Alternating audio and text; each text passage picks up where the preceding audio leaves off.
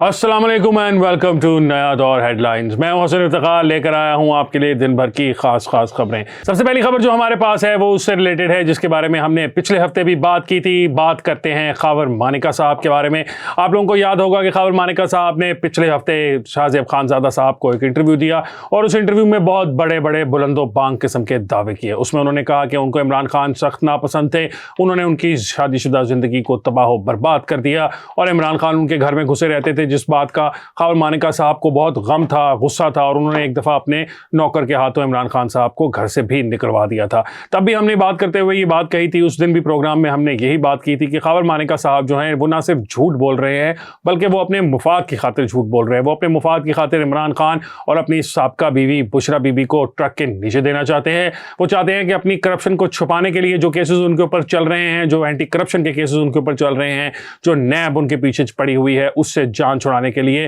वो चाहते हैं कि झूठ बोलकर इमरान खान साहब और बुशरा बीबी पर इल्जामात की बौछार करके वो उससे बच जाए। इसी सिलसिले में खावर मानिका साहब ने एक नई कोशिश की है और उनकी कोशिश ये है कि उन्होंने अब एक कोर्ट से रुजू कर लिया है और कहा है कि इमरान खान साहब और बुशरा बीबी का जो निकाह था वो इद्दत के दौरान हुआ था और इद्दत के दौरान, जैसा कि आप जानते हैं कि पाकिस्तान एक इस्लामी मुल्क है, इसमें इस्लामी रवायात की धज्जियां नहीं बिखेरी जा सकती, तो इद्दत के दौरान जो निकाह किया गया उसकी अब इमरान खान साहब और बुशरा बीबी को सजा दी जाए। और बात सिर्फ यहीं तक नहीं है, खावर मानिका साहब ने इस सारे केस के अंदर अपने आप को गवाह के तौर पर पेश किया है।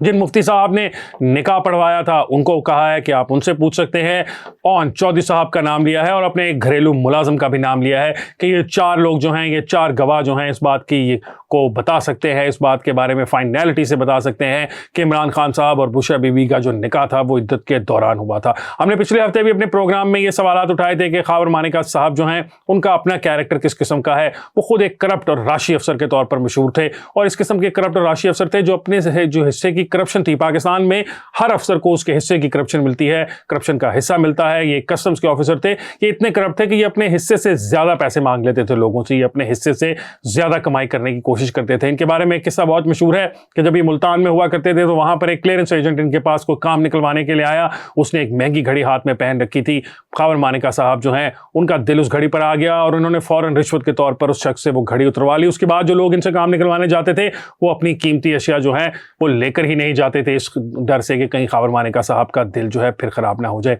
करप्ट अफसर थे खावर मानिका साहब, पैसा कमाने के शौक रखते थे और इसी पैसा कमाने के शौक में उन्होंने एक मौका देखा जब इमरान खान साहब जो थे उनको फंसाने का एक मौका बन रहा था, तो उनको इमरान खान साहब को साजिश और जाल के अंदर फंसाने में खावर मानिका साहब का भी उतना ही हाथ है जितना फराह बीबी का या फराह बीबी के मियां एहसन जमील गुजर का या खान साहब की जो अहलियां हैं बुशरा बीबी उनका। इमरान खान साहब को शीशे में उतारने के लिए उस वक्त खावर मानिका साहब भी आगे थे, तब इमरान खान साहब को वो अपने घर में खुशामदीद कहा करते थे। आज हालात इस कदर ख़राब हो चुके हैं कि खावर मानिका साहब जो हैं उन्हें इमरान खान के खिलाफ जबकि केस अदालत से वापस ले लिया गया था, यही केस चल रहा था जिसके बारे में जो पिटिशनर था उसने वापस ले लिया, लेकिन उस पिटिशनर की केस वापस लेने के फ़ौरन बाद ही खावर मानिका साहब मैदान में आ गए और अब वो चाहते हैं कि इमरान खान साहब को शरई तौर पर या पाकिस्तान के कानून के अंदर जो भी सज़ा मौजूद है वो दी जाए। अब सवाल यहाँ पर यह पैदा होता है कि खावर मानिका साहब जैसे झूठे शख्स की बात का एतबार कौन करेगा? क्या अदालतें जो हैं वो खावर मानिका साहब की बात का एतबार करेंगी जिनको 6 साल ये सारी बात याद नहीं आई? 6 साल उनको याद नहीं आया कि इद्दत के अंदर निकाह हो गया और 6 साल वो फ़ायदे उठाते रहे इमरान खान साहब के दौरे हुकूमत में, बुज़दार दौरे हुकूमत में। हम सब जानते हैं कि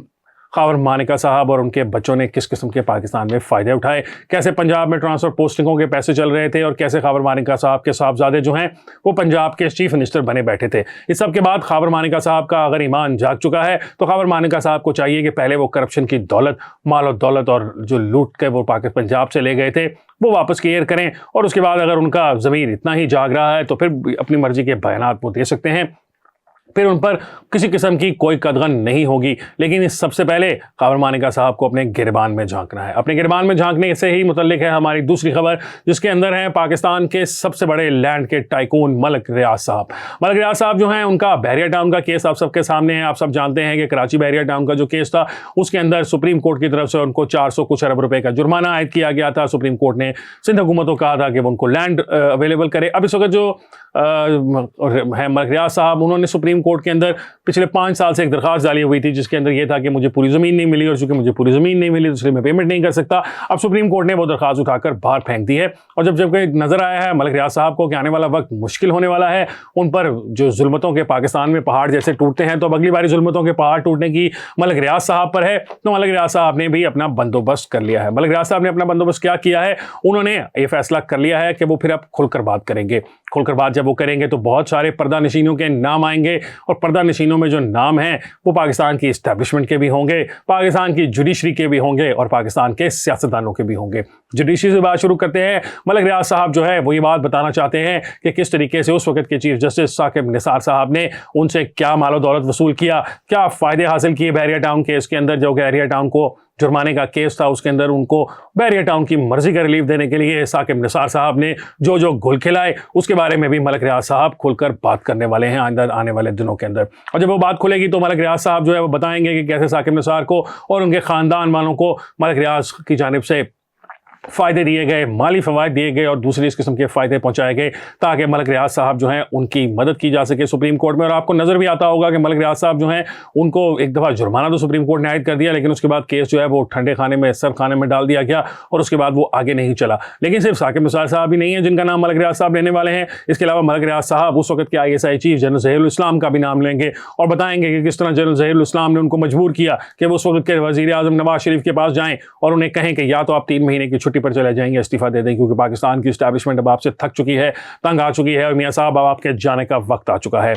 ملک ریاض صاحب یہ پیغام رسانی صرف اسٹیبلشمنٹ کے لیے کرتے تھے۔ ملک ریاض صاحب جو ہے وہ سیاسی جماعتوں کے درمیان بھی پیغام رساں تھے۔ وہ پاکستان مسلم لیگ نون کے قائد نواز شریف اور پاکستان پیپلز پارٹی کے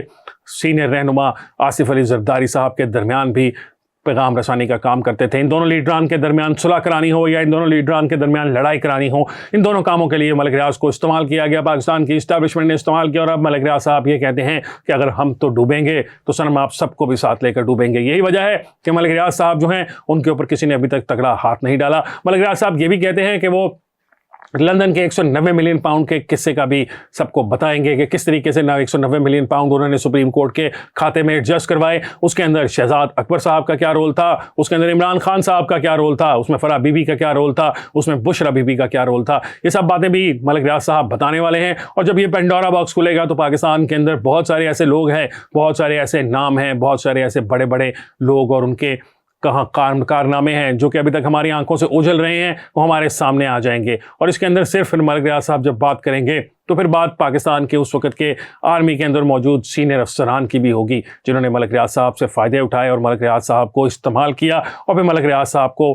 باہر اٹھا کر پھینک دیا۔ اب ملک ریاض صاحب پر ہے کہ وہ کس طرح کتنے لوگوں کے بارے میں بات کرتے ہیں، لیکن اگر پاکستان کی تاریخ میں کسی شخص کے پاس لوگوں کا کچا چھٹا موجود ہے تو وہ میرا خیال ہے ملک ریاض صاحب کے پاس ہوگا۔ پاکستان کے سیاستدانوں کو، پاکستان کی اشرافیہ کو، پاکستان کی اسٹیبلشمنٹ کو، پاکستان کے ججز کو ملک ریاض سے اچھا کوئی نہیں جانتا، کیونکہ ملک ریاض صاحب کھل کر کہا کرتے تھے کہ یہ زیادہ تر لوگ میری جیب میں ہیں، اور جیب میں رکھنے کا جو گھر جانتا ہے شخص وہ اپنا آخری حربہ بھی جانتا ہے۔ آپ کو یاد ہوگا کہ پاکستان کی تاریخ میں پہلے بھی ملک ریاض صاحب نے ایک دفعہ ایک پریس کانفرنس کی تھی جب اس وقت کے چیف جسٹس کے بیٹے کے بارے میں بات چیت کی تھی، اور انہوں نے بتایا تھا کہ کیسے افتخار چودھری صاحب کے بیٹے نے ان سے مالی فوائد لیے، پیسے کھائے اور سارے فائدے حاصل کرنے کے باوجود بھی ان کا کام نہیں کیا۔ آنے والے دنوں میں کیا ہوگا یہ تو وقت ہی بتائے گا، لیکن ابھی تک کے لیے ہم نے آپ کو 2 اہم خبریں بتا دی ہیں۔ آج کے پروگرام کے لیے اتنا ہی ہے، انشاءاللہ آپ سے ملاقات ہوگی ایک اور پروگرام کے ساتھ۔ مجھے حسن افتخار کو دیجیے اجازت، اللہ حافظ۔